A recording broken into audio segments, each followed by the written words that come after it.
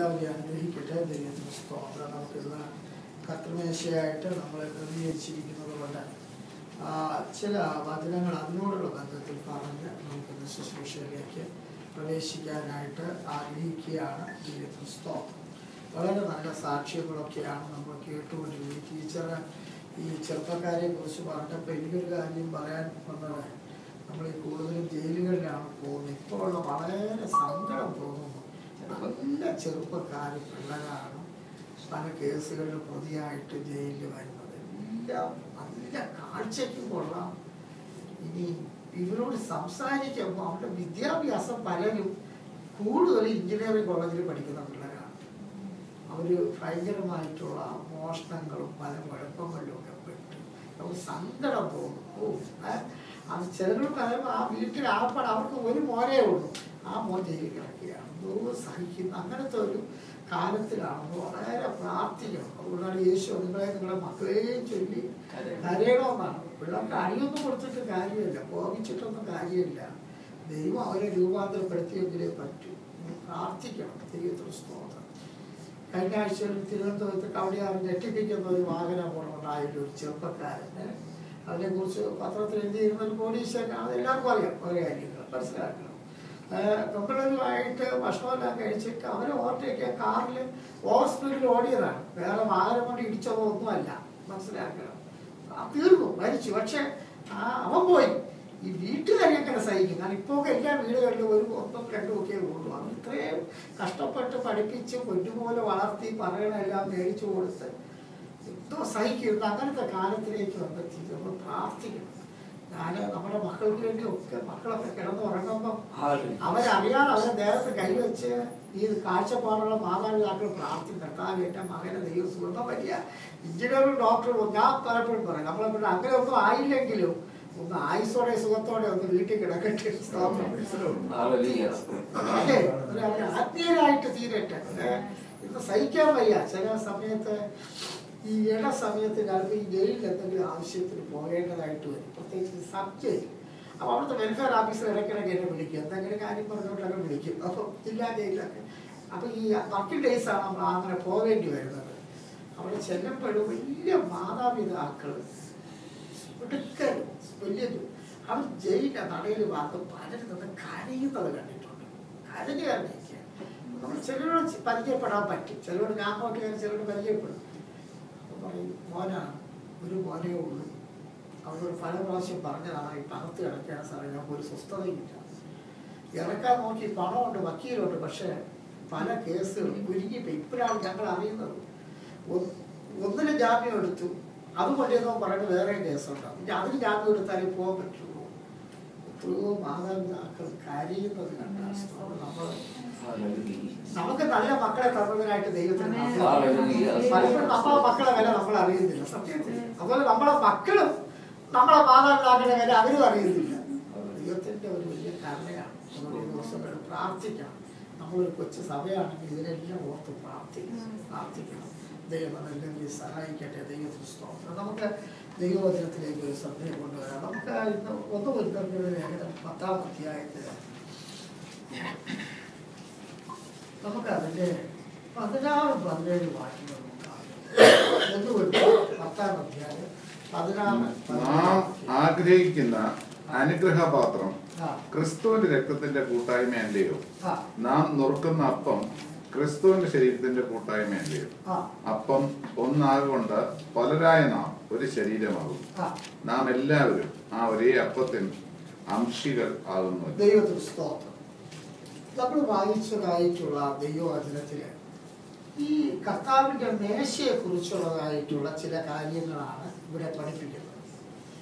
അപ്പോൾ നമ്മൾ ഇതിനെക്കുറിച്ച് ശരിക്കും നമ്മൾ മനസ്സിലാക്കുകയാണെങ്കിൽ നമുക്കറിയാം യേശു ക്രിസ്തു തൻ്റെ സഭയ്ക്ക് നൽകിയതായിട്ടുള്ള 2 കർമ്മങ്ങളാണ്.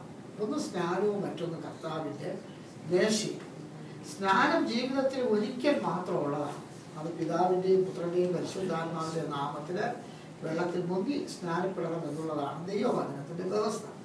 അതുകൊണ്ടാണ് യേശു ക്രിസ്തു തൻ്റെ 30-ാമത്തെ വയസ്സിൽ യോർദാൻ നദിയിൽ ഇറങ്ങി സ്നാനമേറ്റത്.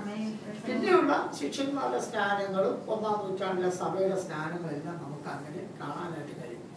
അപ്പോൾ സ്നാനം ഒരു പ്രാവശ്യം ഉള്ളതാണ്. ഈ വിധത്തിലാണ് ബൈബിളിൽ നമ്മൾ കാണുന്നത്. അങ്ങനെ സ്നാനപ്പെട്ടതായിട്ടുള്ള വ്യക്തി കർത്താവിൻ്റെ വരവ് വരെ അല്ലെങ്കിൽ അവരുടെ ജീവിതകാലം മുഴുവനും അനുഷ്ഠിക്കുവാനായിട്ട് നൽകിയിരിക്കുന്ന ഒരു ശുശ്രൂഷയാണ് കർത്താവിൻ്റെ മേശ എന്ന് പറയുന്നത്. അപ്പൊ ഇതിന് കർത്താവിൻ്റെ മേശ എന്ന് പറയുന്നു, കർത്താവിൻ്റെ അത്താഴം എന്ന് പറയുന്നു, അപ്പം നുറുക്ക് എന്ന് പറയുന്നു. 3 വാക്കുകളാണ് ഇതിന് കൊടുത്തിരിക്കുന്നത്. അപ്പോൾ ഈ കർത്താവിൻ്റെ മേശ ആരാണ് ആദ്യം നടത്തിയതെന്ന് ചോദിച്ചാൽ യേശുക്രിസ്തുവാണ് നടത്തിയത്. ശിഷ്യന്മാരുമായിട്ട് യേശുവിനെ കാണിച്ചു കൊടുക്കുന്ന രാത്രിയിൽ അവൻ അപ്പം എടുത്ത് വാഴ്ത്തി നുറുക്കി കൊടുത്തു.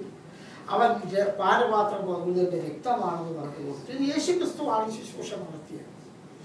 നമ്മളിന്ന് വായിച്ച പാഠഭാഗമായിട്ട് യോഹന്നാന്റെ സുവിശേഷത്തിൽ നമ്മൾ വായിച്ചത്, അവിടെ കടന്ന് നമ്മൾ വായിച്ചത് അത്ര ഈ കർത്താവിൻ്റെ മേശയെ കുറിച്ചാണ്. നമ്മൾ തിരുവത്താഴം ആയതുകൊണ്ടാണ് ആ ഭാഗം എടുത്ത് വായിച്ചത്. കർത്താവ് എന്നെ തിന്നാത്തതിലൂടെ എന്തില്ല, ജീവനില്ല. ഇത് ജീവൻ തരുന്നതാണ്. ഞാൻ അവരെ ഏറ്റവും ഒടുക്കത്തെ നാളിൽ എന്ത് ചെയ്യുന്നതാണെന്ന് അറിയാമോ, ഉയർത്തെഴുന്നേൽപ്പിക്കുന്നതാണ് എന്നൊക്കെ നമ്മൾ ആ വചനം നമ്മൾ വായിച്ചതാണ്. നമുക്കൊന്ന് വേഗത്തിൽ നമുക്കൊന്ന് നോക്കാം. നമ്മൾ മുൻപ് അതിനെക്കുറിച്ച് പറഞ്ഞിട്ടുള്ളതുകൊണ്ടാണ് ഞാൻ യോഹന്നാൻ 6-ാം അധ്യായം അതിന്റെ 56-ാമത്തെ വാക്യം. എന്റെ മാംസം തിന്നുകയും എന്റെ രക്തം കുടിക്കുകയും ചെയ്യുന്നവൻ എന്നിലും ഞാൻ അവനിലും വസിക്കുന്നു. 57-ാമത്തെ വാക്യം. ജീവനുള്ള പിതാവ് എന്നെ അയച്ചിട്ട് ഞാൻ പിതാവിൻ മൂലം ജീവിക്കുന്നത് പോലെ എന്നെ തിന്നുന്നവർ എൻ മൂലം ജീവിക്കും. അടുത്ത വാക്യം 58-ന്റെ ഒടുവിൽ ഈ അപ്പം തിന്നുന്നവൻ എന്നേക്കും ജീവിക്കും. ദൈവത്തിന് സ്തോത്രം. ഈ അപ്പത്തെ കുറിച്ച് യേശു പറയുകയാണ്. എന്ന് പറഞ്ഞാൽ ഇത് വാസ്തവത്തിൽ ഒരു അനുസരണത്തെയാണ് കാണിക്കുന്നത്. അല്ലാതെ ഈ അപ്പം യേശുവിന്റെ ശരീരവും രക്തവുമായിട്ട് തീരുകയല്ല. യേശു കൽപ്പിക്കുന്നതായിട്ടുള്ള ശുശ്രൂഷ, യേശു പറഞ്ഞ കാര്യം നമ്മൾ അനുസരിക്കുന്നുണ്ടോ ഇല്ലയോ എന്നുള്ളതാണ് ഏറ്റവും പ്രധാനം. അപ്പൊ ഇത് ഭക്ഷിക്കുന്നവൻ എന്മൂലം ജീവിക്കും, ഇത് ഭക്ഷിക്കാത്തവന്റെ ഉള്ളിൽ എന്തില്ല, ജീവനില്ല എന്നുള്ളതാണ് യേശു പറയുന്നത്. അപ്പോ നമ്മുടെ അകത്തെ മനുഷ്യന് ജീവൻ ഉണ്ടാകുന്നതിന് വേണ്ടി, നമ്മുടെ അകത്തുണ്ടല്ലോ ഒരു ആത്മാവ്, ഇത് ജീവൻ പ്രാപിക്കുന്നതിന് വേണ്ടി, ആ ആത്മാവ് കർത്താവ് നമ്മിലും വസിക്കുന്നതിന് വേണ്ടിയാണ് ഈ കർത്താവിന്റെ മേശ ദൈവം നമുക്ക് തന്നിരിക്കുന്നത്. ഈ വേദഭാഗത്തിൽ നമ്മൾ വായിച്ചു, യേശു പറഞ്ഞു, നിങ്ങളുടെ പിതാക്കന്മാർ യഹൂദന്മാരോട് പറയണം, അവർ സ്വർഗത്തിൽ മന്ന തിന്നു, പക്ഷെ തിന്നവരെല്ലാം എന്ത് ചെയ്തെന്നറിയോ, മരിച്ചുപോയി. ഇത് മരിക്കേണ്ടതല്ല, ഇത് ജീവൻ പ്രാപിക്കേണ്ടതാണ്. അപ്പോൾ യേശു ക്രിസ്തു ഇതിനെ കുറിച്ചുള്ളതായ വിശദീകരണം, എന്റെ തിന്നുന്നവൻ എന്മൂലം ജീവിക്കും, തിന്നാത്തവന്റെ ഉള്ളിൽ എന്തില്ല, ജീവനില്ല എന്നുള്ള കാര്യങ്ങള് യേശു കർത്താവ് അവരെ പഠിപ്പിക്കുകയാണ്. ഇനി നമ്മൾ ഇപ്പൊ വായിച്ചതായ ദൈവവചനത്തിലേക്ക് ഒന്ന് വരുന്നത് 10-ാം അധ്യായത്തിലേക്ക് വരുമ്പോൾ ഇതിനെക്കുറിച്ച് പൗലോസ് അപ്പോസ്തലന് ദൈവത്തിന്റെ ആത്മാവ് മനസ്സിലാക്കി കൊടുക്കുന്ന കാര്യങ്ങളാണ് പറയുന്നത്. നമ്മൾ 16-ാമത്തെ വാക്യം 1-10-16 നമ്മൾ നാം അനുഗ്രഹിക്കുന്ന അനുഗ്രഹപാത്രം ക്രിസ്തുവിന്റെ രക്തത്തിന്റെ കൂട്ടായ്മയല്ലയോ, നാം കൊടുക്കുന്ന അപ്പം ക്രിസ്തുവിന്റെ ശരീരത്തിന്റെ കൂട്ടായ്മയല്ലയോ. അപ്പം ഒന്നാകൊണ്ട് പലരായ നാം ഒരു ശരീരമാകുന്നു, നാം എല്ലാവരും ആ ഒരേ അപ്പത്തിന്റെ അംശങ്ങളാണ്. ഈ കർത്താവിന്റെ മേശയിൽ സംഭവിക്കുന്ന എന്താണ് ഇവിടെ പറയുകയാണ്, ഇതൊരു അനുഗ്രഹമാണ്. നമ്മൾ അനുഗ്രഹിക്കുന്ന ഇത് കർത്താവിന്റെ മേശ നമുക്ക് ദോഷത്തിനായിട്ടുള്ളതല്ല, ശാപത്തിനായിട്ടുള്ളതല്ല, ഇത് അനുഗ്രഹത്തിനുള്ളതാണ്. ഇത് ക്രിസ്തുവിന്റെ ശരീരത്തിന്റെ കൂട്ടായ്മയാണ്. യേശുവിന്റെ ശരീരം നുറുക്കപ്പെട്ട് നമുക്ക് തരുന്നു എന്നുള്ളതിന്റെ ഒരു രീതിയിൽ അത് മനസ്സിൽ കണ്ടുകൊണ്ടാണ് നമ്മൾ ഈ കർത്താവിന്റെ മേശയോടുകൂടി അടുക്കുന്നത്. അപ്പോൾ ഈ മേശ നമ്മൾ ഒരുക്കി വെക്കുമ്പോൾ വിളിച്ചു പറയുന്നത്, നമുക്ക് വേണ്ടി യേശു ക്രിസ്തു കാൽവരി ക്രൂശിൽ എന്ത് ചെയ്തു, പരമയാഗമായിട്ട് തീർന്നു. ആ യേശുവിന്റെ ശരീരം, ആ യേശുവിന്റെ കഷ്ടപ്പാടുകളെ നമ്മൾ ഓർത്തുകൊണ്ട് അതിൽ നമ്മൾ അങ്ങോട്ട് പങ്കാളിയാകുകയാണ്, കൂട്ടായ്മ കാണിക്കുകയാണ്. അപ്പം നമ്മൾ അതിൽ പങ്കാളികളായി തീരുകയാണ്. എന്നിട്ടിവിടെ പറയുകയാണ്, ഇങ്ങനെ പങ്കാളികളായി തീർന്ന് ഇവിടെ ഒരപ്പം നമ്മൾ വെച്ച് പ്രാർത്ഥിച്ച് നമ്മൾ കഴിക്കുകയാണ്. ഒരപ്പത്തിൽ നിന്ന് നമ്മൾ കഴിക്കുമ്പോൾ എന്താണ് സംഭവിക്കുന്നത്, പലരായ നമ്മളെല്ലാവരും യേശു ക്രിസ്തുവിൽ നമ്മൾ ആരായി തീരുകയാണ്, ഒന്നായിട്ട് തീരുകയാണ്. അപ്പം ഈ കർത്താവിന്റെ മേശയിൽ നമ്മൾ പങ്കെടുക്കുമ്പോൾ, ഈ പാനപാത്രത്തിൽ നിന്ന് കുടിക്കുമ്പോൾ, നമ്മളെല്ലാം ക്രിസ്തുവിൽ ഒന്നായി തീരുകയാണ്. ഒരപ്പന്റെ മക്കളായിട്ട് തീരുകയാണ്. ഒരപ്പത്തിന്റെ അംശങ്ങളായിട്ട് തീരുകയാണ്. ഇവിടെ വേറെ വലിപ്പ ചെറുപ്പ വ്യത്യാസങ്ങളോ ഒന്നും തന്നെ ഇല്ല. യാതൊരു മോഹപക്ഷവും ഇല്ല. എല്ലാവരും ക്രിസ്തുവിൽ ആരായി തീരുകയാണ്? ഒന്നായിട്ട് തീരുകയാണ്. അപ്പോ പലരായ നമ്മെ ക്രിസ്തുവിൽ നമ്മളെ ഒന്നാക്കി തീർക്കുന്ന ഒരു ശുശ്രൂഷയാണ് ഈ കർത്താവിന്റെ മേശ എന്ന് പറയുന്നത്. ദൈവത്തിന് സ്തോത്രം. അപ്പോൾ ഈ കർത്താവിന്റെ മേശയില് എല്ലാവർക്കും പങ്കാളികളാകാൻ പറ്റത്തില്ല. ദൈവത്തിന് സ്തോത്രം. നമുക്കറിയാം, പുതിയ നിയമത്തിൽ പഠിക്കുമ്പോൾ 1-ാം നൂറ്റാണ്ടില് യേശു കർത്താവ് ആദ്യം സ്നാനത്തെ കുറിച്ച് പറഞ്ഞു. പിന്നെ അവരോട് കർത്തൃമേശയെ കുറിച്ച് പറഞ്ഞു. അപ്പോസ്തല പ്രവൃത്തി 2-ാം അധ്യായം നമ്മൾ വായിക്കുമ്പോൾ ആദ്യം ഒരു 3000 പേര് എന്ത് ചെയ്തു എന്നറിയാമോ? സ്നാനമേറ്റ് ദൈവസഭയോട് ചേർന്നു. ആ സ്നാനപ്പെട്ടവരാണ് പിന്നെ എന്ത് ചെയ്തതെന്നറിയാമോ? കർത്താവിന്റെ മേശയിൽ എന്ത് ചെയ്തത്? പങ്കാളികളായി തീർന്നത്. അപ്പം ഈ കർത്തൃമേശയിൽ പങ്കെടുക്കാനുള്ള ഒരു യോഗ്യത എന്ന് പറഞ്ഞാൽ, നമ്മൾ അടുത്ത അധ്യായം വായിക്കുമ്പോഴുണ്ട് അയോഗ്യമായി അപ്പം തിന്നുകയോ എന്നൊക്കെ പറയുന്നുണ്ട്. ഇതിനകത്തുള്ള ആദ്യത്തെ യോഗ്യത എന്ന് പറയുന്നത് സ്നാനപ്പെട്ടവരാണ് കർത്തൃമേശയിൽ എന്ത് ചെയ്യേണ്ടത്? പങ്കെടുക്കേണ്ടത്. ദൈവത്തിന് സ്തോത്രം. അപ്പോ ഇനി ഈ കർത്താവിന്റെ മേശയിൽ നമ്മൾ പങ്കെടുക്കുകയാണ്. ഇനി ചില ആളുകളൊക്കെ നമുക്കറിയാം എല്ലായിടത്തും പങ്കാളികളായി തീരുന്ന ആളുകളുണ്ട്. നമുക്കൊരു അതിനോട് വായിക്കാം. ആ 1 കൊരിന്ത്യർ 10-ാം അധ്യായത്തിന്റെ തന്നെ 21-ാമത്തെ വാക്യം നമുക്ക് വായിക്കാം. നിങ്ങൾക്ക് കർത്താവിന്റെ പാനപാത്രവും ഭൂതങ്ങളുടെ പാനപാത്രവും കുടിപ്പാൻ പാടില്ല. അടുത്ത നിങ്ങൾക്ക് കർത്താവിന്റെ മേശയിലും ഭൂതങ്ങളുടെ മേശയിലും അംശികളാകുവാനും പാടില്ല. ദൈവത്തിന് സ്തോത്രം. ഹല്ലേലൂയ. അപ്പൊ ഇവിടെ ആ കർത്താവിന്റെ മേശയെ കുറിച്ച് പഠിപ്പിക്കുകയാണ്. ഇത് കർത്താവിന്റെ മേശയാണ് ഒരുക്കപ്പെട്ടിരിക്കുന്നത്. എന്താണെന്നറിയാമോ? കർത്താവായ യേശുവിനെ രക്ഷിതാവായിട്ട് സ്വീകരിച്ച് സ്നാനത്തോടുകൂടി കർത്താവായ യേശു ക്രിസ്തുവിനോട് ചേർന്ന് ആ കർത്താവായ യേശു ക്രിസ്തുവിന്റെ ശരീരത്തെ, ആ കൂട്ടായ്മയെ ഓർത്തുകൊണ്ടാണ് നാം കർത്താവിന്റെ മേശയിൽ എന്ത് ചെയ്യുന്നത്? പങ്കാളികളാണ്. കർത്താവിന്റെ മേശയാണ്. അപ്പൊ കർത്താവിന്റെ നാമത്തിൽ ഇവിടെ ഒരുക്കി വെക്കുകയാണ്. ഇതൊരു ആത്മീയ ശുശ്രൂഷയാണ്. ഇനി ഇതേപോലെ തന്നെ ഇവിടെ നമ്മൾ വായിക്കുന്നു ഭൂതങ്ങളുടെ മേശ, ഭൂതങ്ങളുടെ പാനപാത്രം. അപ്പൊ അത് നമുക്ക് 2 അർത്ഥത്തിലാണ് നമുക്ക് ബൈബിളിൽ നിന്ന് കാണാനായിട്ട് സാധിക്കും. ഒന്ന്, വിഗ്രഹാർപ്പിതം എന്ന് പറയാം. ഈ ക്ഷേത്രങ്ങളിൽ വെക്കുന്നത് അങ്ങനെയുള്ളത് വിഗ്രഹാർപ്പിതങ്ങള്. ഭൂതങ്ങളുടെ മേശയാണ്.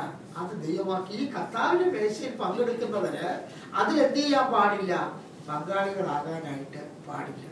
ചില ആളുകളൊക്കെ ജോലിക്കൊക്കെ പോകുന്ന ആളുകള് ഇപ്പൊ ഈ ശബരിമല സീസണാണ്, അവിടെ നിന്ന് പ്രസാദം കൊണ്ടുവരുമ്പോൾ അത് മാറ്റി ചെയ്യുന്നത് അവര് വലിയ കാര്യത്തിലാണ് കൊണ്ടുവരുന്നത്. നമുക്ക് എനിക്കൊക്കെ കൊണ്ടുവന്നിട്ടുണ്ട് നമ്മുടെ ഫ്രണ്ട്സൊക്കെ പോയിട്ട് വരുമ്പോഴേ. പക്ഷെ നമുക്ക് പാടില്ല.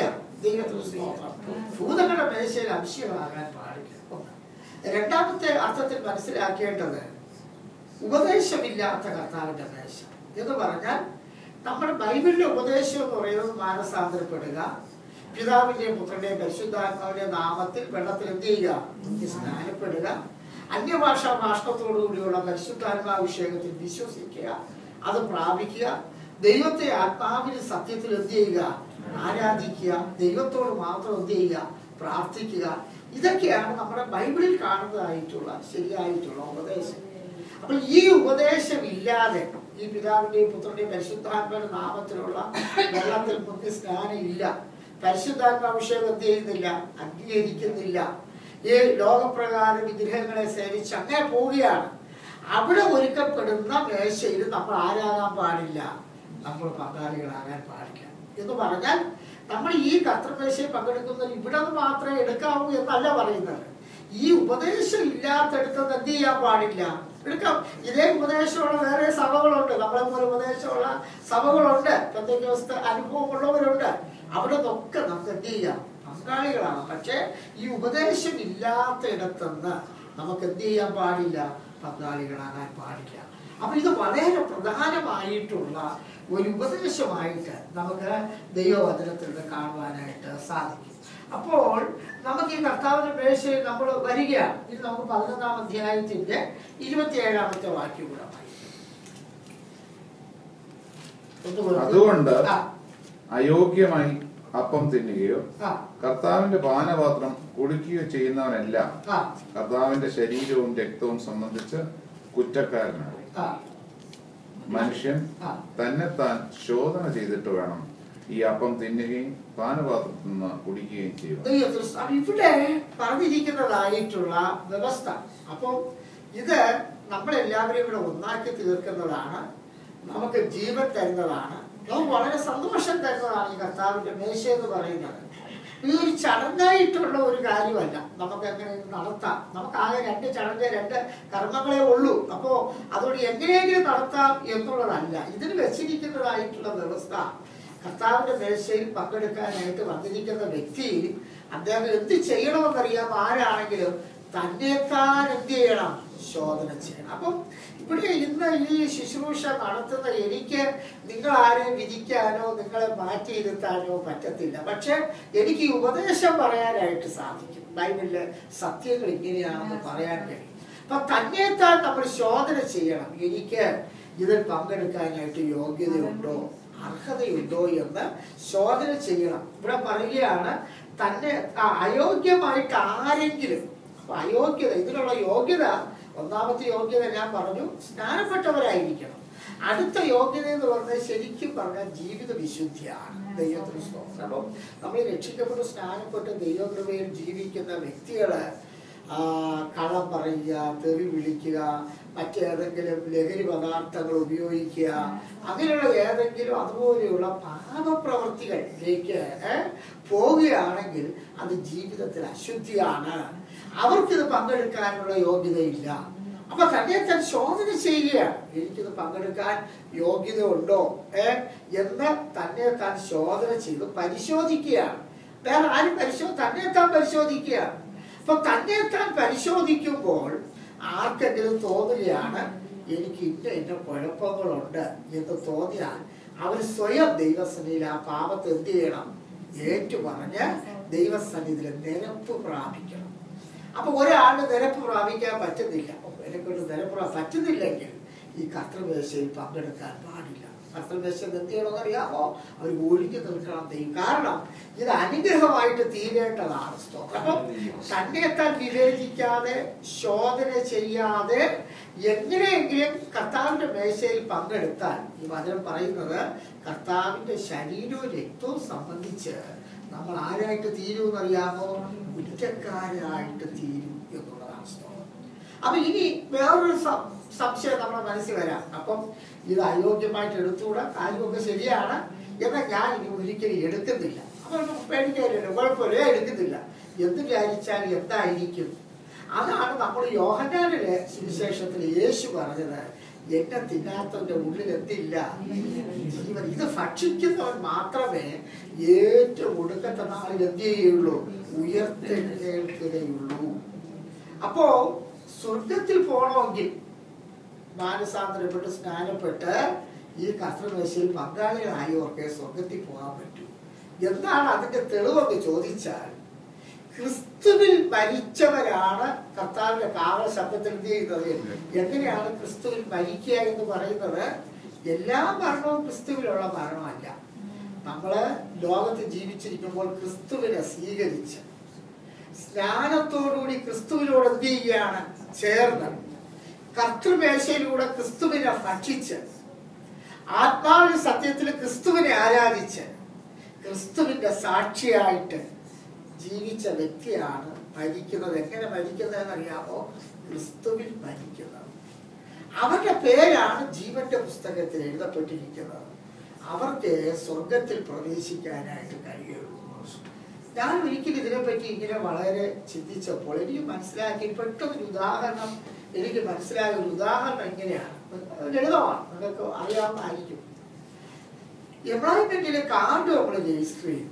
ജോലിയില്ലാത്ത ആളുകളൊക്കെ പോയി രജിസ്റ്റർ ചെയ്തു എന്ന് ചിന്തിക്കുക. ഞാനും രജിസ്റ്റർ ചെയ്തു, ഞങ്ങൾ പലരും രജിസ്റ്റർ ചെയ്തു. ഞാൻ രജിസ്റ്റർ ചെയ്തിട്ടില്ല, ഞാൻ ഉദാഹരണം പറയുകയാണ്. കാരണം പലരും നമ്മൾ രജിസ്റ്റർ ചെയ്തെന്ന് ചിന്തിക്കുക. അപ്പോ ഒരാളിനെ ജോലിക്ക് അവർ വിളിച്ചു. അപ്പൊ മറ്റേ ആള് അറിഞ്ഞു, ഞാനല്ലേ സീനിയർ, എന്നെ വിളിച്ചില്ലല്ലോ, ഞാൻ ഇത്ര വർഷമായുള്ളൂ. അദ്ദേഹം എംപ്ലോയ്മെന്റ് ഓഫീസിൽ ചെന്നു നോക്കുക. ചെന്നു അവിടുത്തെ ഫയലൊക്കെ പരിശോധിച്ചപ്പോൾ ഇയാള് പറഞ്ഞ കാര്യം ശരിയാണ്, ഇയാള് രജിസ്റ്റർ ചെയ്തിരുന്നു. പക്ഷെ ഇയാൾ എന്ത് ചെയ്തിട്ടില്ലെന്നറിയാമോ? പുതുക്കിയിട്ടില്ല. മറ്റേ ആള് കൃത്യമായിട്ട് പുതുക്കിക്കൊണ്ടിരുന്നു. അപ്പോ എംപ്ലോയ്മെന്റ് ഓഫീസർ പറഞ്ഞു, നിങ്ങൾ രജിസ്റ്റർ ചെയ്തത് ശരിയാണ്, പക്ഷേ നിങ്ങൾ പുതുക്കിയിട്ടില്ല. പുതുക്കാത്തപ്പോ ഞങ്ങൾക്ക് രണ്ട് കാര്യമാണ് മനസ്സിലാകുന്നത്. ഒന്നുകിൽ നിങ്ങൾ മരിച്ചു പോയിരിക്കും, അല്ലെങ്കിൽ നിങ്ങൾക്ക് വേറെ ജോലി എന്ത് ചെയ്തിരിക്കും, കിട്ടിയിരിക്കും. അതുകൊണ്ടാണ് ഇതുപോലെ ഈ ചില ആളുകൾ ഒറ്റ പ്രാവശ്യം കർത്തൃമേശ എടുക്കുന്ന ആളുകളുണ്ട്. ആരെന്നറിയാമോ? ഈ സ്നാനപ്പെടേണ്ട അന്നൊരു കർത്തൃമേശയാണ്. സാറ് എല്ലാ സഭകളിലും ഈ സ്നാനത്തിന്റെ അന്നൊരു കർത്തൃമേശ വയ്ക്കും. അപ്പൊ അന്ന് ചാടിപ്പോവാൻ പറ്റാത്തതുകൊണ്ട് അന്ന് അവയാളിയായിരിക്കുന്ന ആൾ വലിയ വിശുദ്ധരാണ്. എല്ലാ പാവ വെള്ളത്തിൽ അന്ന് എന്ത് ചെയ്തു പിടിച്ചിട്ട് എഴുതിയിരിക്കുക. അപ്പം അന്നൊരു കർത്തൃമേശ അങ്ങ് എടുക്കും, പിന്നെ കർത്തൃമേശ എടുക്കത്തില്ല. പിന്നെ പറയാം അടുത്ത പ്രാവശ്യം ആവട്ടെ, ഒരുക്കമില്ല. ഓരോ മുടക്ക ന്യായങ്ങൾ പറഞ്ഞിങ്ങനെ പോകും. അപ്പം എനിക്കറിയാം ചില സഭകളിലൊക്കെ സൺഡേ സ്കൂൾ പഠിപ്പിക്കുന്ന അധ്യാപകരും ചില ചർച്ചിലെ പ്രധാനപ്പെട്ട ആളുകളും കർത്തൃമേശ എടുക്കാത്തവരാണ്. കർത്തൃമേശയുടെ അന്ന് ആ സമയമാകുമ്പോൾ അവരെന്തെങ്കിലും കാര്യങ്ങൾ പറഞ്ഞിട്ട് അതിൽ നിന്ന് ഒഴിഞ്ഞു നിൽക്കും. പക്ഷെ അത് വചനപ്രകാരം തെറ്റാണ്. അവരുടെ അകത്തെ മനുഷ്യൻ എന്ത് ചെയ്ത് കിടക്കുകയാണ്? ചത്ത് കിടക്കുകയാണ്, മരിച്ചു കിടക്കുകയാണ്. അപ്പോ ഈ കർത്താവിന്റെ മേശ നമ്മൾ ഭക്ഷിക്കുമ്പോൾ, ഇത് അകത്തോട്ട് ചെല്ലുമ്പോൾ നമ്മുടെ അകത്തെ മനുഷ്യൻ എന്ത് ചെയ്യുകയാണെന്നറിയാമോ? ജീവൻ പ്രാപിക്കുകയാണ്. എനിക്ക് ചിലപ്പോൾ തോന്നി, എനിക്ക് നല്ല ഡയബറ്റീസ് ഉണ്ട്, ഇൻസുലിൻ എടുത്തില്ലെങ്കിൽ ഭയങ്കര ബുദ്ധിമുട്ടാണ്. അപ്പൊ ഞാൻ ചിലപ്പോൾ എന്റെ ഇൻസുലിൻ എല്ലാം ഉറങ്ങി കിടക്കുകയാണ്. അപ്പൊ ഞാൻ എഴിച്ചു ഒരു ഇൻസുലിൻ അങ്ങോട്ട് ഒരു കുത്തു കൊടുക്കുമ്പോഴേക്കാണ് ഇവരെന്ത് ചെയ്യുമെന്നറിയാമോ? ജീവൻ പ്രാപിച്ച് ഉഷാറാവും. അല്ലെങ്കിൽ എന്റെ ഈ പാൻക്രിയാസിസ് എല്ലാം കൂടെ എന്ത് ചെയ്യുന്നതെന്ന് അറിയാമോ? ഉറങ്ങിക്കിടക്കും. അപ്പൊ ഡോക്ടർമാർ പറയുന്നത് അറിയാമോ? ഇൻസുലിൻ എടുക്കണം, നടക്കണം, വ്യായാമം, ഇവരെ തട്ടി ഉണർത്തുക. ഇത് നമ്മുടെ ശരീരത്തിലുള്ളത്. ഇതുപോലെ നമ്മുടെ അകത്ത് മനുഷ്യൻ കിടപ്പുണ്ട്, അത് ദൈവത്തിൽ നിന്ന് വന്നതാണ്. ഈ മനുഷ്യനാണ് സ്വർഗത്തിലേക്ക് ചെല്ലേണ്ടത്.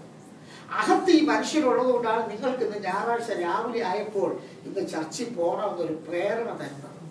എല്ലാ ദിവസവും വേദപുസ്തകം വായിക്കണമെന്നോ പ്രാർത്ഥിക്കണമെന്നൊക്കെ തോന്നുന്നത് ഈ ആത്മാവ് നമ്മളെ തട്ടി ഉണർത്തുന്നതാണ്. നമുക്കൊരു അപ്പൊ ഈ ആത്മാവിനെ നമ്മൾ ബലപ്പെടുത്തി നിർത്തുന്നതാണ് ഈ കർത്താവിന്റെ മേശ. ഇത് നമ്മൾ അങ്ങോട്ട് ഭക്ഷിക്കുമ്പോൾ ഈ അപ്പം വീങ്ങി നമ്മുടെ അകത്തോട്ട് ചെന്ന് വീഴുമ്പോൾ നമ്മുടെ അകത്തെ മനുഷ്യൻ എന്ത് ചെയ്യുകയാണെന്ന് അറിയാമോ? ജീവൻ പ്രാപിക്കുകയാണ്, പുതുക്കപ്പെടുകയാണ്. അപ്പോൾ ഈ എപ്പോഴും നമ്മളെ കർത്താവ് അങ്ങോട്ട് വിളിച്ചാലും, എപ്പോഴും കർത്താവ് തന്റെ ജനത്തെ ചേർക്കാൻ ഇങ്ങോട്ട് വന്നാലും, ആ കാരണ ശബ്ദത്തിങ്കൽ നമ്മുടെ ഈ ആത്മാക്കൾ കർത്താവിന് എതിരേൽപ്പാൻ എടുക്കപ്പെടും.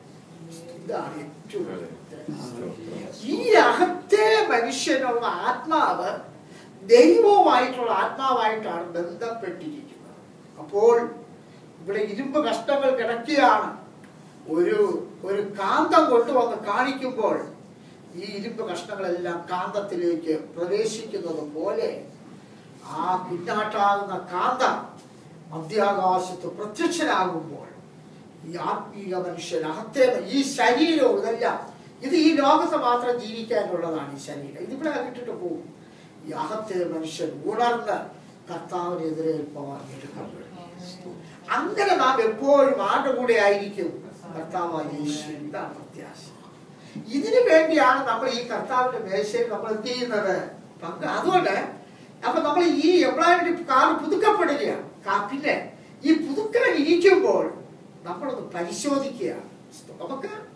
നമ്മൾ തന്നെ ദൈവം എന്തെങ്കിലും കുഴപ്പം എന്റെ ജീവിതത്തിൽ സംഭവിച്ചോ? ചിലപ്പോൾ നമ്മൾ ഭരണത്തിനായിട്ടുള്ള പാപമൊന്നും ചെയ്തു കാണത്തില്ല, വലിയ പാപമൊന്നും ചിലപ്പോൾ നമ്മൾ ചെയ്തു കാണത്തില്ല. പക്ഷെ ഈ ലോകത്തിലാണ് നമ്മൾ ജീവിക്കുന്നത്. ചില കുഴപ്പങ്ങളൊക്കെ വരാം, ആരോടെങ്കിലും പിണക്കം വരാം, ദേഷ്യം വരാം, നമ്മുടെ മുറിയെ പറ്റുന്ന ചില കാര്യങ്ങളൊക്കെ വരാം.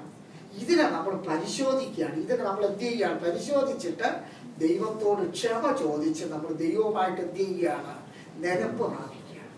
അപ്പോൾ ഇത് നമുക്ക് എന്നും ചെയ്യാൻ പറ്റിയെന്ന് വരത്തില്ല.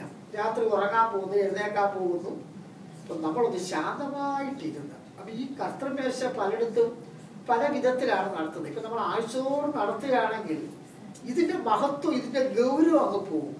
ഇപ്പൊ പാട്ട് പാടുന്നത് പോലെ ആരാധന ഒരു ഭാഗമായി കഴിച്ചോണ്ടങ്ങ് പോകും. ഇത് വചനം, ഇതൊരു ദൈവസഭയിൽ ഇരുന്ന് ഈ വചനം ചിന്തിക്കണം, തന്നെ താൻ ശോധന ചെയ്യണം. അതല്ല, അതാണ് ഞാൻ വെച്ചത്. അപ്പം ശോധന ചെയ്ത് നമ്മളൊക്കെ കറക്റ്റ് ചെയ്തിട്ട് വേണം ഈ കർത്താവിന്റെ മേശയോട് എന്ത് ചെയ്യേണ്ടത്? നമ്മൾ അടുക്കേണ്ടത്. അപ്പം തന്നെ ഇത് മറ്റാരും നമ്മളെ ഉപദേശിക്കേണ്ട. ഈ ദൈവത്തിന്റെ വചനം എന്ന് പറയുന്നത് ഒരു കണ്ണാടിയാണ്. നമ്മുടെ മുമ്പിൽ ഈ വചനം വെച്ചാണ്, ഈ വചനപ്രകാരമാണോ നമ്മൾ പോകുന്നത്? നമ്മൾ എന്തിനു വേണ്ടിയാണ് ഈ പാടുന്നത്, പ്രാർത്ഥിക്കുന്നത്, ആരാധിക്കുന്നതെല്ലാം? നമുക്ക് ഈ സമയത്ത് വീട്ടിൽ ഇരുന്ന് ടി വി കാണുകയോ അല്ലെങ്കിൽ ഏതെങ്കിലുമൊക്കെ സ്ഥലങ്ങളിൽ പോവുകയോ അടിച്ചു കറങ്ങി ജീവിച്ചൂടെ? അല്ല. എന്തിനു വേണ്ടിയാണ്? നമുക്ക് മരണാനന്തരം ഒരു ജീവിതമുണ്ട്. നമുക്ക് സ്വർഗത്തിൽ പോകാൻ വേണ്ടിയാണ്. സ്തോത്രം. അല്ലാതെയുള്ള ഈ മനുഷ്യരെല്ലാം നിത്യ നരകത്തിലേക്ക് പോകും. അതിനുവേണ്ടി ഒഴുകിക്കൊണ്ടിരിക്കുക. അപ്പോ നമ്മളൊരു ചുരുക്കം പേരായിട്ട് ദൈവസന്നിധി, അതിന് നമ്മൾ പലതും വെറുക്കേണ്ടതായിട്ട് വരും, ഉപേക്ഷിക്കേണ്ടതായിട്ട് വരും. ദൈവത്തിന്റെ വചനമാണ് നമുക്ക് ഏറ്റവും പ്രധാനം. നമ്മുടെ ഇതിൽ പാരമ്പര്യങ്ങൾക്ക് സ്ഥാനമില്ല, ആരുടെയെങ്കിലും വെളിപ്പാടുകൾക്ക് ദർശനങ്ങൾക്ക് സ്ഥാനമില്ല. ബൈബിൾ എന്ന് പറയുന്നു, ദൈവത്തിന്റെ വചനം എന്ന് പറയുന്നു. ഈ വചനമാണ് ദൈവത്തിന്റെ സ്തോത്രം. അപ്പോൾ ഈ വചനം ഇന്ന് കേൾക്കുമ്പോൾ ഇവിടെ ഇരിക്കുന്ന ദൈവമക്കളെ, നിങ്ങൾ യഥാർത്ഥമായി രക്ഷിക്കപ്പെട്ട് സ്നാനപ്പെട്ടവരാണെങ്കിൽ നിങ്ങൾ കർത്തൃമേശയിൽ പങ്കാളികളാകണം. സ്തോത്രം. സ്നാനപ്പെട്ടിട്ടില്ലെങ്കിൽ നിങ്ങൾ സ്നാനത്തിന് വേണ്ടി ഒരുങ്ങണം. നിങ്ങൾ പറയണം, എനിക്ക് സ്നാനം വേണം, എനിക്ക് സ്നാനപ്പെട്ട് ഞാൻ യേശുവിനോട് ചേരുവാൻ ആഗ്രഹിക്കുകയാണ്. സ്തോത്രം. സ്നാനപ്പെട്ടിട്ട് അടുത്ത കർത്തൃമേശയ്ക്കും അവരെന്ത് ചെയ്യണമെന്ന് അറിയാമോ? പങ്കാളികളാകണം. ഈ കർത്തൃമേശയിൽ പങ്കെടുത്തതിന് ശേഷം പിന്നെ നമുക്ക് ഈ ഉപദേശം ഇല്ലാത്തടത്ത് ഒന്നും പോയി കർത്തൃമേശ എടുക്കാൻ എന്തില്ല, പാടില്ല. വളരെ ഗൗരവത്തോടു കൂടിയുള്ള ഒരു കാര്യം. ഇത് അകത്ത് പോകുമ്പോൾ ഇത് രണ്ട് കാര്യം. അകത്ത് ജീവൻ തരുന്നു, നമ്മെ സന്തോഷിപ്പിക്കുന്നു, നമുക്ക് ജീവൻ തരുന്നതാണ്. മറ്റൊന്നല്ല, വചനവിരുദ്ധമായിട്ടാണ് നമ്മുടെ അകത്തോട്ട് പോകുന്നതെങ്കിൽ ഇതൊരു തീയായിട്ട് മാറും. അകത്തൊന്ന് കത്തും ദൈവത്തിന് സ്തോത്രം. അതിനെ കെടുത്തിക്കളയാൻ ആർക്കും കഴിയുകയില്ല. അതുകൊണ്ടാണ് ജീവനുള്ള ദൈവത്തിന്റെ കയ്യിൽ വീഴുന്നത് ഭയങ്കരമാണ് ദൈവത്തിന് സ്തോത്രം. അതുകൊണ്ട് ദൈവവചനം അനുസരിക്കുക എന്നുള്ളതാണ്. അതുകൊണ്ട് ഇവിടെ പറയുകയാണ്, നിങ്ങൾ എന്ത് ചെയ്യണം? അയോഗ്യമായി അപ്പം തിന്നുകയോ പാനപാത്രം കുടിക്കുകയോ ചെയ്യാതെ തന്നെത്താൻ ശോധന ചെയ്തിട്ട് വേണം ഈ അപ്പം തിന്നുകയും പാനപാത്രത്തിൽ കുടിക്കുകയും ചെയ്യാൻ. അപ്പൊ അങ്ങനെയാണ് ഇതിന്റെ ഭർത്താവിന്റെ മേശയില് പങ്കാളികളാകേണ്ടത്. ഒരു വേദഭാഗം വായിച്ചു നോക്കാം. 1 കൊരിന്ത്യർ 11-ാം അധ്യായം അതിൽ 23 മുതൽ നമുക്ക് 26 വരെയുള്ള വായിക്കും. 1 കൊരിന്ത്യർ 11-ാം അധ്യായം 23 മുതൽ 26 വരെ. ഞാൻ കർത്താവിൽ നിന്ന് പ്രാപിക്കുകയും നിങ്ങൾക്കായി ഏൽപ്പിക്കുകയും ചെയ്തത് എന്തെന്നാൽ കർത്താവായ യേശുവിനെ കാണിച്ചു കൊടുത്ത രാത്രിയിൽ അവൻ അപ്പമെടുത്ത് സ്തോത്രം ചൊല്ലി നോക്കി, ഇത് നിങ്ങൾക്ക് വേണ്ടിയുള്ള എന്റെ ശരീരം, എന്റെ ഓർമ്മയ്ക്കായി ഇത് ചെയ്യുവീൻ എന്ന് പറഞ്ഞു. അവിടെ തന്നെ അത്താഴം കഴിഞ്ഞ ശേഷം അവൻ പാനപാത്രം എടുത്തു, ഈ പാനപാത്രം എന്റെ രക്തത്തിൽ പുതിയ നിയമമാകുന്നു, ഇത് കുടിക്കുമ്പോഴൊക്കെയും എന്റെ ഓർമ്മയ്ക്കായി ചെയ്യുവീൻ എന്ന് പറഞ്ഞു. ദൈവത്തിന് സ്തോത്രം. ഹല്ലേലൂയ. ഇവിടെ പൗലോസ് അപ്പോസ്തലൻ കർത്താവിനോട് ചോദിക്കുക എന്ന് പറഞ്ഞാൽ, ഈ 12 ശിഷ്യന്മാരെ തിരഞ്ഞെടുത്ത് കർത്താവായ യേശു ക്രിസ്തു ഈ ശുശ്രൂഷ നടത്തുമ്പോൾ പൗലോസ് ആ കൂട്ടത്തിലില്ല. പൗലോസ് പിന്നെയാണല്ലോ രക്ഷിക്കപ്പെട്ട് വരുന്നത് ദമസ്കോസിൽ. ഈ പൗലോസ് കർത്താവായ യേശു ഇതെന്തൊക്കെയായി കാര്യങ്ങള്? അപ്പോൾ പൗലോസിന് കർത്താവായ യേശു കാണിച്ചു കൊടുക്കുകയാണ്. അതാണ് ഇപ്പൊ നമ്മൾ വായിച്ചത്. ഞാൻ കർത്താവിൽ നിന്ന് പ്രാപിക്കുകയും നിങ്ങൾക്ക് ഏൽപ്പിച്ച് തരികയും ചെയ്യുന്നതാണ്. കർത്താവായ യേശുവിനെ കാണിച്ചു കൊടുത്ത രാത്രിയില് അവൻ അപ്പം എടുത്ത് സ്തോത്രം ചൊല്ലി മുറിക്കും. അവൻ പാനപാത്രം എടുത്ത് എന്റെ രക്തത്തിന്റെ പുതിയ നിയമമാണ്. അപ്പൊ നമ്മളെ പുതിയ നിയമം എന്നുള്ള വാക്ക് തന്നെ വാസ്തവത്തില് ഈ കർത്താവിന്റെ മേശ സമയത്താണ് അത് ഉപയോഗിക്കുന്നതായിട്ട് ആദ്യമായിട്ട് നമുക്ക് കാണാനായിട്ട് സാധിക്കും. നമ്മൾ ഈ ഇവിടെ വായിച്ചല്ലോ, നമ്മുടെ മത്തായി സുവിശേഷത്തിലും അതിനെ കുറിച്ച് അങ്ങനെ പറയുകയാണ്, ഇതെന്റെ രക്തത്തിൽ പുതിയ നിയമമാണ് എന്ന് യേശു കർത്താവ് പറയുന്നത് നമുക്ക് മനസ്സിലാക്കാനായിട്ട് സാധിക്കും. അപ്പൊ ഈ കർത്താവിന്റെ മേശയോടുകൂടി നമുക്ക് സംഭവിച്ചിരിക്കുന്നത് എന്താണെന്ന് ചോദിച്ചാൽ, നമുക്ക് മത്തായി സുവിശേഷത്തിലാണ് അത് പറയുന്നത്. നമ്മളിപ്പോ ഈ കൊരിന്ത്യ ലേഖനത്തിലും ആ വാക്കിങ്ങനെ വായിച്ചു. എന്താണ് വായിച്ചത്? എന്റെ രക്തത്തിൽ പുതിയ നിയമം, അല്ലേ? നമ്മൾ കൊരിന്ത്യ ലേഖനത്തിൽ വായിച്ച വാക്കിങ്ങനെയാണ്. 25ാമത്തെ വാക്യം, ഈ പാനപാത്രം എന്റെ രക്തത്തിലുള്ള പുതിയ നിയമമാകുന്നു. ഇത് കുടിക്കുമ്പോഴൊക്കെയും എന്റെ ഓർമ്മയ്ക്കായി ഇത് ചെയ്യുന്നതാണോ വായിച്ചത്? അപ്പൊ ഇവിടെ നമ്മൾ മത്തായി സുവിശേഷത്തിൽ വായിക്കുമ്പോഴും നമുക്ക് മനസ്സിലാക്കാൻ കഴിയുന്ന വാക്യം യേശു പറയുകയാണ്, ഇത് അനേകരുടെ പാപമോചനത്തിനായി ചൊരിയുന്ന എന്റെ രക്തത്തിന്റെ ഒരു പുതിയ നിയമമാണ്. അപ്പൊ ഇത് ഒരു പഴയ നിയമ ശുശ്രൂഷയല്ല, പുതിയ നിയമം, ഒരു പുതിയ ഉടമ്പടി നമ്മളും കർത്താവുമായിട്ട് ചെയ്യുന്നതാണ്. അപ്പൊ ഈ പുതിയ നിയമം എന്നുള്ള വാക്ക് തന്നെ ആദ്യം യേശു ഉപയോഗിക്കുന്നത് ഈ കർത്താവിന്റെ മേശയിലാണ്. ദൈവത്തിന് സ്തോത്രം. ഒരു പുതിയ നിയമം നമുക്ക് തരികയാണ്. ഇനി നിങ്ങൾ ഇതുവരെ വന്നതുപോലെയുള്ള നിയമമല്ല, ഇനി നിങ്ങൾ ഈ നിയമമാണ് നിങ്ങൾ എന്ത് ചെയ്യേണ്ടത്? അനുഷ്ഠിക്കേണ്ടത്. ഈ നിയമമാണ് നിങ്ങൾ പ്രമാണിക്കേണ്ടത്. ഈ നിയമമാണ് നിങ്ങളെ സ്വർഗരാജ്യത്തിലേക്ക് എത്തിക്കുന്നത് എന്നുള്ളതായ യാഥാർത്ഥ്യങ്ങൾ കർത്താവായ യേശു ക്രിസ്തു അവർക്ക് നൽകുകയാണ്. അതുകൊണ്ട് എന്നെ കേൾക്കുന്ന പ്രിയപ്പെട്ട ദൈവമക്കളെ, നമുക്ക് വലിയ സന്തോഷമുണ്ട് ഈ കർത്താവിന്റെ മേശയിൽ പങ്കാളികളാകാൻ ഭാഗ്യം ലഭിച്ചു. ഇതൊരു ചടങ്ങല്ല, ഇതൊരു ആചാരമല്ല, ഇത് എപ്പോഴെങ്കിലും വന്നിരുന്ന് എങ്ങനെയെങ്കിലും എടുത്തോണ്ട് പോകാനുള്ളതല്ല. ഇതുപോലെ ദൈവസന്നിധിയിൽ വചനം ചിന്തിച്ച് ധ്യാനിച്ച് നമ്മളെ സ്വയപരിശോധന നടത്തി കർത്താവുമായിട്ട് നമ്മൾ ബന്ധപ്പെട്ട് ആ ശുശ്രൂഷയിൽ പങ്കാളികളാകുമ്പോഴാണ് നമുക്ക് അതിൻ്റെ ശരിക്കും ഞാൻ ഇതിനെ പറയുന്നതിന് നമ്മൾ ആസ്വദിക്കുക എന്ന് പറയും. നമ്മൾ ചിലപ്പോൾ ചില ആഹാര സാധനങ്ങളൊക്കെ കഴിക്കുമ്പോൾ 2 തരത്തിൽ കഴിക്കും. എനിക്ക് പണ്ട് ആഹാരം കഴിക്കാൻ ഭയങ്കര സ്പീഡ് കുറവായിരുന്നു. പക്ഷേ സ്പീഡ് കൂടിയത് എപ്പോഴാണെന്ന് ചോദിച്ചാൽ, ഈ ജയിൽ മിനിസ്റ്റർ തുടങ്ങി വടക്കോട്ടൊക്കെ യാത്ര തുടങ്ങി ഈ ബസ്സിൽ കയറുമ്പോൾ ഉണ്ടല്ലോ, കൺട്രാക്ടർ ഡ്രൈവറും കൂടെ ഇറങ്ങി ഇവിടെ ഇറങ്ങുമ്പോൾ അവരെ കൂടെ നമ്മളും ഇറങ്ങണം. അപ്പോൾ നമ്മൾ ഈ കൺട്രാക്ടർ നോക്കിയാണ് കഴിക്കുന്നത്. കാരണം അങ്ങനെ കഴിച്ച് കയറുമ്പോൾ നമ്മൾ എന്ത് ചെയ്യണം? അപ്പൊ ഈ വിശപ്പ് മാറുമെന്നുള്ളതല്ല, നമുക്ക് ആസ്വദിക്കാൻ പറ്റില്ല. അതേ സമയത്ത് നമുക്ക് ഇത്തിരി സമയമൊക്കെ ഉണ്ടെങ്കിൽ നമുക്ക് ഇഷ്ടപ്പെട്ട ആഹാരം നമ്മൾ എന്ത് ചെയ്യാന്നറിയാമോ?